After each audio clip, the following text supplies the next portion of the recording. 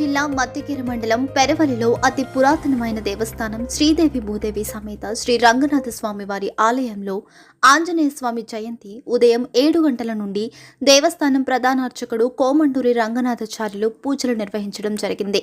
అర్చకుడు మాట్లాడుతూ మన భారతదేశంలో పల్లె మొదలుకొని మహానగరాల వరకు ఆంజనేయ స్వామి దేవస్థానం లేని గ్రామం లేదని, విద్యార్థులు బుద్ధి విద్య శక్తి ఇవ్వగలిగే శక్తి ఈ హనుమంతునికి ఉన్నదని, పూర్వము రాజుల కోట ముఖద్వారం దగ్గర కూడా ఆంజనేయ స్వామి విగ్రహం పెట్టే వారిని బుద్ధి బలానికి ధైర్య బలానికి అభయ ఆంజనేయ స్వామిగా వెలిగేవాడని, ఈ ఆంజనేయ స్వామికి ప్రత్యేకమైన విశిష్టత రామాయణంలో సీతారామ లక్ష్మణుల పురాణాలలో ఎక్కువ స్థానం హనుమంతులకు ఉన్నదని కోమండూరి రంగనాథాచార్యులు తెలియజేయడం జరిగినది.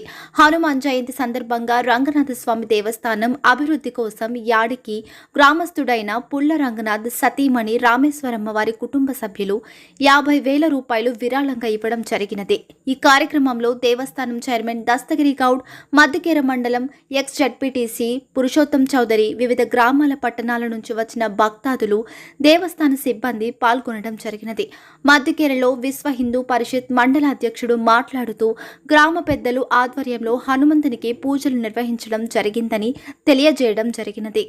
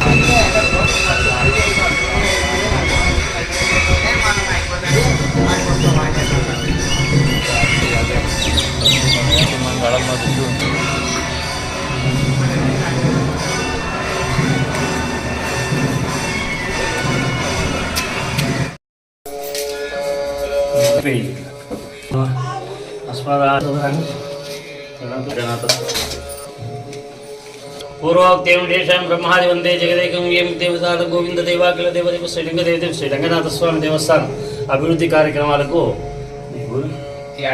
యాడికి వాస్తవ్యులు పుల్ల రంగనాథ్ వారి ధర్మపత్ని రామేశ్వరమ్మ వాళ్ళ పుత్రుడు కుశల్ కుమార్ జోగీశ్వర్ నామదేశ్య స్వామివారికి సమర్పించిన 50,116 రూపాయలు స్వామివారికి అభివృద్ధి కార్యక్రమానికి ఇవ్వడం జరిగింది. వారికి వారి కుటుంబాన్ని శ్రీ రంగనాథ స్వామి ఆయురారోగ్యాలు ప్రసాదించాలని మనసారా కోరుకుంటున్నాను. లక్ష్మీ నమదేశ, ప్రసోద నమదేశ, రంగన నమదేశ, రాజు నమదేశ, నిర్మల నమదేశ, అన్నపూర్ణ నమదేశ.